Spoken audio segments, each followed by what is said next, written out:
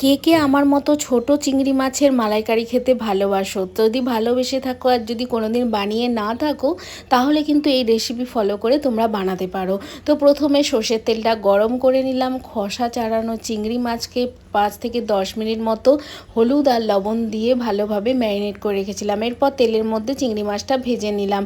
ওই তেলের মধ্যেই দেখো আমি আদা রসুন পেঁয়াজের পেস্ট দিয়ে দিলাম। ভালোভাবে কষিয়ে নেওয়ার পর একটা টমেটো, হলুদ গুঁড়ো, লঙ্কার গুঁড়ো, স্বাদ মতো লবণ দিয়ে আবারও একটু কষিয়ে নেব। যখন তেল ছেড়ে আসবে মশলা থেকে, তখন কিন্তু পরিমাণ মতো জল দিয়ে দিতে হবে।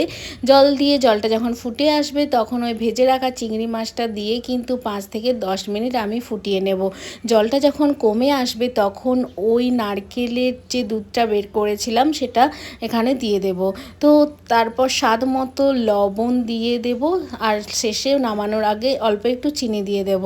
দিয়ে ভালোভাবে কিন্তু ফুটিয়ে নিলেই রেডি হয়ে যাবে ছোট চিংড়ি মাছের মালাইকারি।